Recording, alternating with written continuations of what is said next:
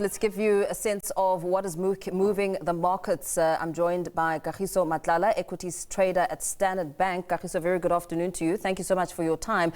Before we unpack the bigger picture, can you give us a snapshot of today's market action? How are the JSE and global markets performing at the open? Good afternoon, Mpho, and to the viewers. Yeah, I mean, never a dull day on the JSE. I think as I left the desk, the market was up about 0.5%. But yeah, I mean, we continue to see what happened yesterday afternoon, which was quite a sharp jolt in the miners, especially the precious metal miners. Despite that, I mean, despite the complicated backdrop that we still have in the Middle East, etc.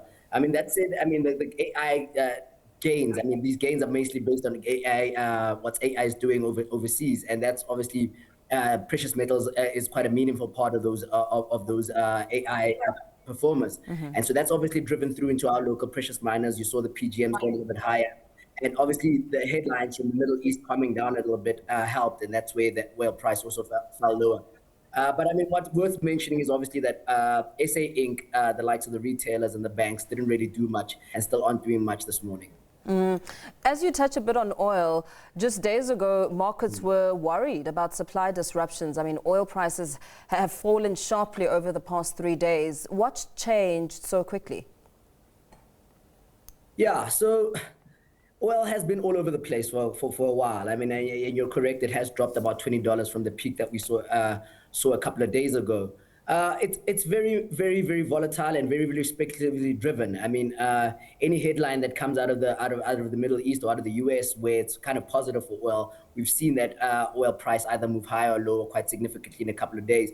But I think what is more important is just that we're not seeing the same kind of reaction in refined products, and I think those refined products like diesel, etc., will continue to hurt us at the pump, and I think that will continue for much longer, given that a lot of the refining capacity has been destroyed in this war.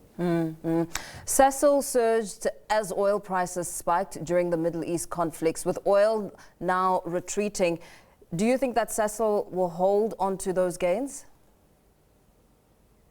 Look, I think the run in Sasol was significant, mostly because in SA, as an SA investor, your options and exposure to oil are quite limited. So Sasol was an easy one to get into. And I mean, the likes of Thungela also had kind of similar moves, even though they're not in oil specifically. But what will be important is the operational capacity. And we saw today in Sasol's full year update that came out this morning. Operationally, they're still struggling a little bit. There was a few points where they missed, where there was impairments in Secunda, or we expect further impairments in Secunda, and also in their polyethanol production. So yes, Sasol will continue to be volatile with the oil price, but as things calm down, I think people will go back to looking at the fundamentals, and those rely heavily on how well they can operate. Kagiso, in looking at some of the other market drivers, technology investment giants Naspers and Process were among the biggest contributors to the market's rebound. Why are developments in China having such a significant impact on the South African market? Yeah, so there's two things. I mean, China will always be important in SA's aspect. Obviously, for the stock exchange, I mean, you've got Naspers Process, which have a massive exposure to Tencent, which is a big tech company in China. So that will definitely always affect our all share because of how heavily they weigh. But even beyond that, I mean, China is important just because they're a massive consumer of our raw materials. And especially our PGMs and other precious metals that we may have. But yeah, when China obviously goes through a blip, let's say they're demanding less iron ore, less PGMs, etc., we will also blip. So that runs not just across the technology sector, but across all our sectors in SA. Thank you very much for summing that for us.